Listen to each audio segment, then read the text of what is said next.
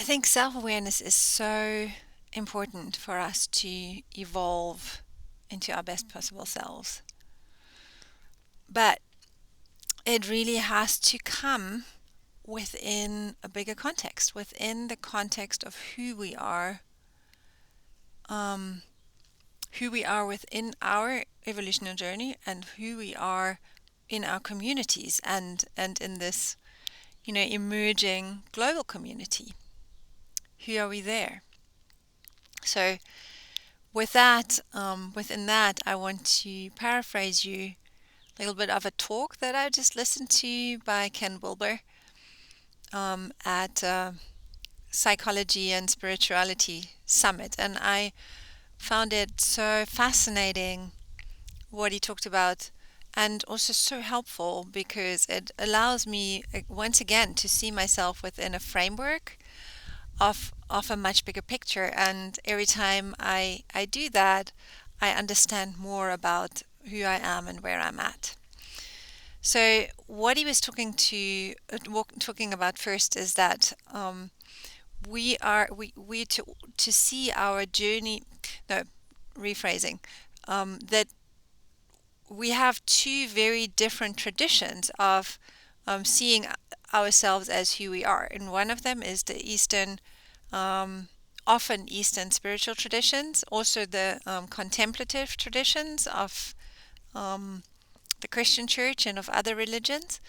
And in these traditions, we see ourselves as having an ego personality that exists within a mostly delusional world, and we aspire towards having an identity that is a divine, like merged with a divine identity.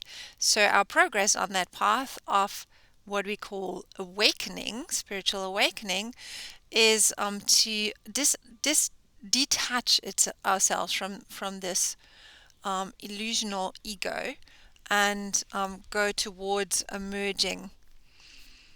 of emerging with a higher consciousness. The Western tradition is more of is based a lot of the time around psychotherapy, um, psychology, and um, philosophy. And in this tradition, we have an an ego that can be an authentic, integrated, healthy ego, or we can have an ego that is a broken ego. And that ego then often gets called a persona. And the persona is the Greek word for the mask that we use, which keeps us from being authentic and balanced in this world. So on the the Western tradition, the path to healing goes to with psychotherapy, and it's going towards the whole ego. But in the Western tradition, we do not have the spiritual understanding of this higher self. And in the spiritual traditions, we do not have this understanding of growing towards an authentic whole person with an authentic whole ego or identity. And it only teaches us about the awakening process.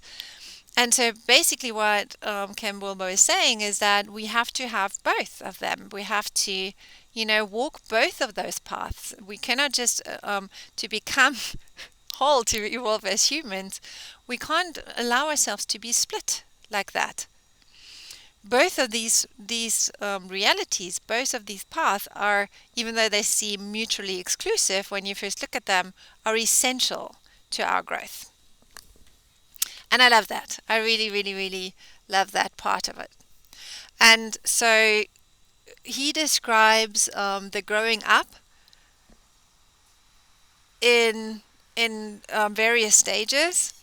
And I've written about one framework of those theories by Robert Keegan in one of my blogs, and he's giving another one of a researcher called, I think, Gallagher, and she is talking about four stages of this maturing process. And the first stage is the self, or an egocentric stage where we're mainly concerned with ourselves. Um, and then the next mature level of that is the care stage, which is where we start to be concerned not only with ourselves but with a group of people. But it is specifically a group of people that we identify with as being part of, that we feel drawn to, and so that this group is part of us, and then there is a group out there that is separate from us.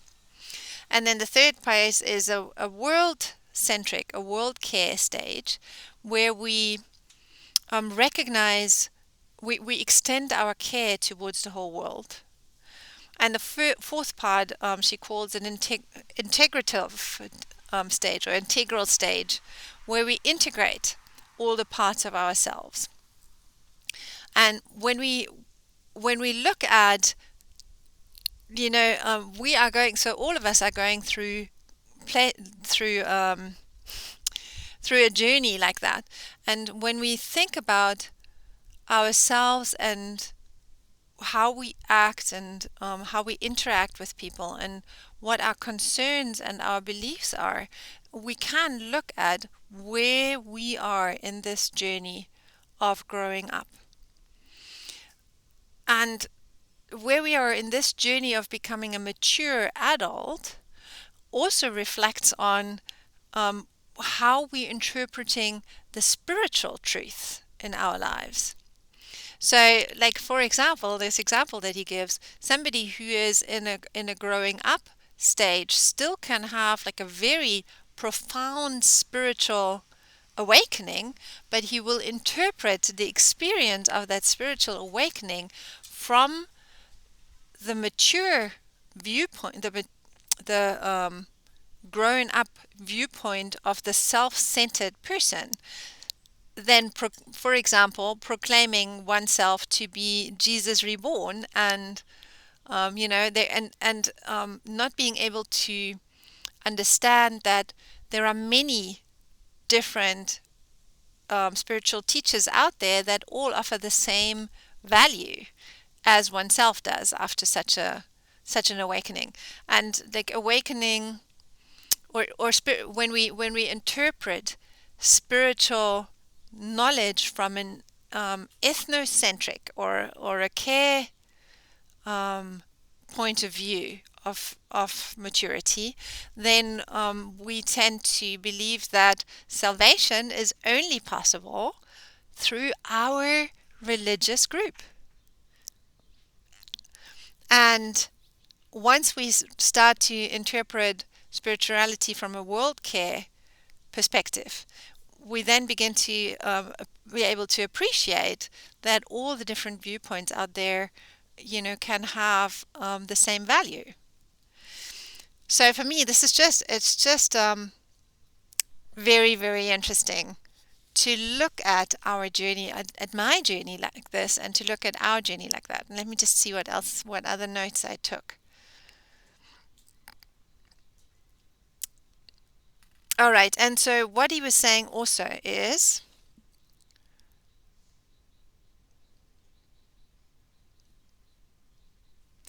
if we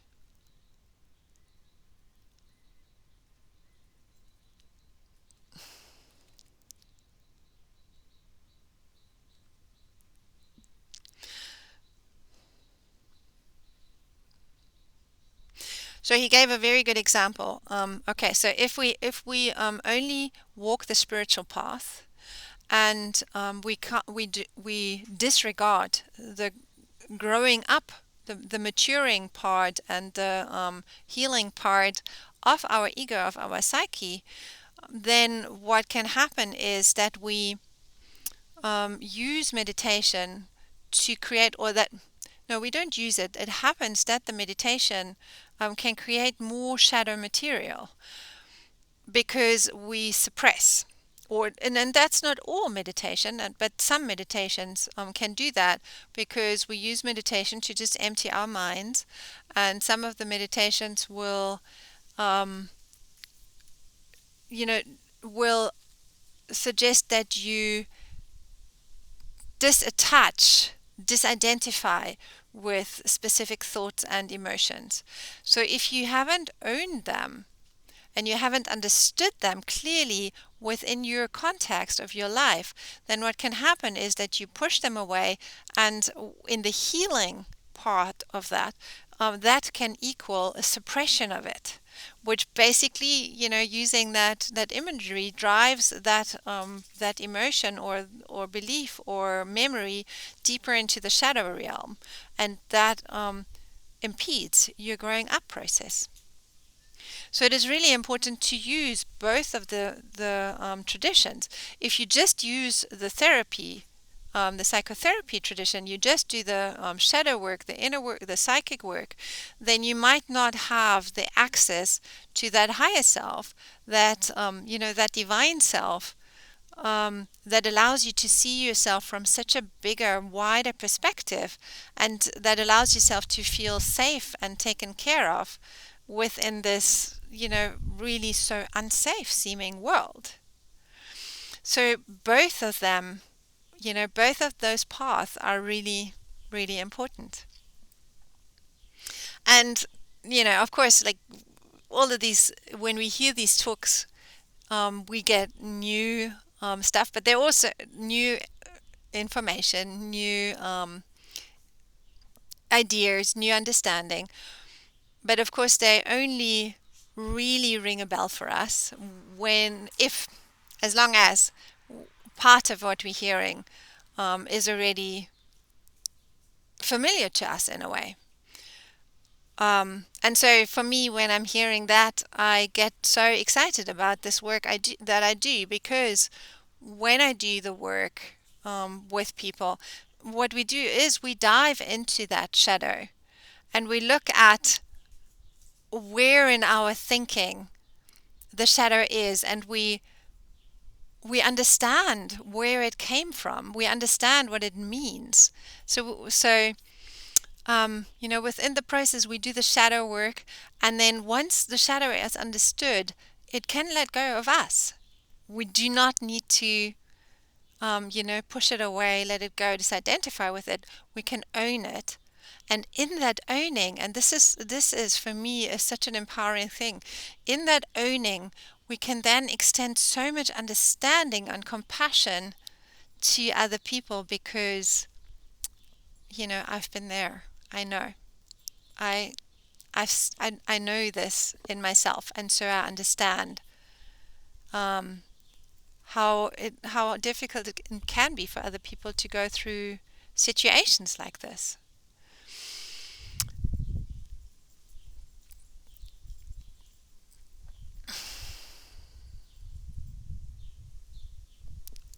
So yeah, so he and the closing comments.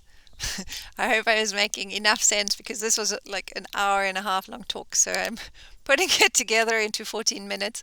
Might not make the largest amount of sense, but just let me know if you want more in-depth information on it. I'm totally happy to share that. The closing part of his talk is that once again he's saying that we need to walk these paths together, that we need to walk the path of waking up to our spiritual dimension, the path of growing up into our authentic,